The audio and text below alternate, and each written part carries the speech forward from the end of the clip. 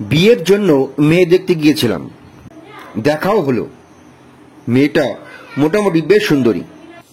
মেয়ে দেখার এক সময় জামাইবাবু বলল, তোমাদের তো বিয়ের কথা চলছে, তোমরা দুজন আলাদা একটু কথা বলে নাও কেমন।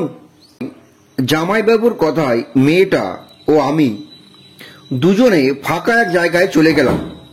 তারপর আমি, এই যে হ্যালো, কিছু বলছেন না যে? মেয়েটা, আমি বোবা, কথা বলতে পারি না।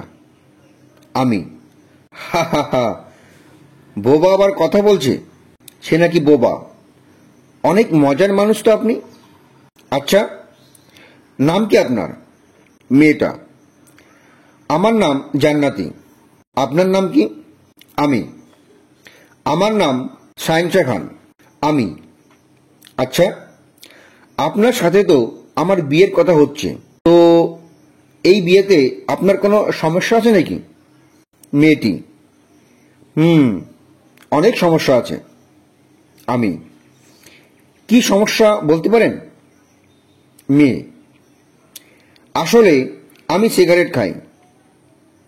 রাতে ঘুমের ঘোরে পাশে যে থাকে তাকে অনেক পিটাই। মেয়েটার কথা শুনে মনে মনে ভাবলাম, ও তাহলে এই ব্যাপার, আমার সাথে চালাকি করা হচ্ছে।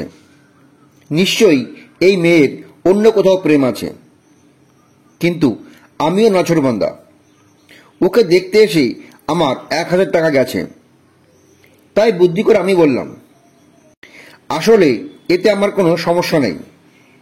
মেয়েটি, আসলে আমি সব সময় খাই। আমি, ওকে, সমস্যা নেই, খাওয়া তো ভালো। মেয়েটি, আমার শরীরে কিন্তু চুলকানি আছে। আমি, ও তাই, সমস্যা নেই, ঔষধ এনে দেব। মেয়েটি, আমার না আগে একবার বিয়ে হয়েছে। আমি, ও হো তাই, তাতে কি, বিয়ে হতে পারে, সমস্যা নেই। মেয়েটি, আমার আগের বরের একটা বাচ্চা আছে। আমি, সমস্যা নেই, আমি তাতেও রাজি।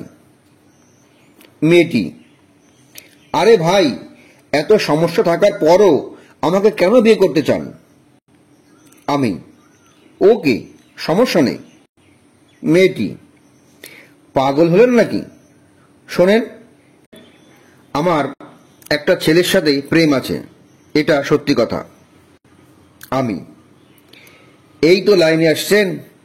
আচ্ছা ঠিক আছে, আমি বিয়েতে না করে দেব। এর জন্য আমাকে 10,000 টাকা দিতে হবে আপনার। মেয়েটি, কি, এত টাকা? আমি, টাকা না দিলে আপনার বাসায় বলে দেব। মেয়েটি, ওকে রাজি, দিচ্ছি। শালার বিয়ে তো হলো না, কিন্তু 10,000 টাকা তো ইনকাম হলো। এখন টাকা নিয়ে বাসায় যাচ্ছি।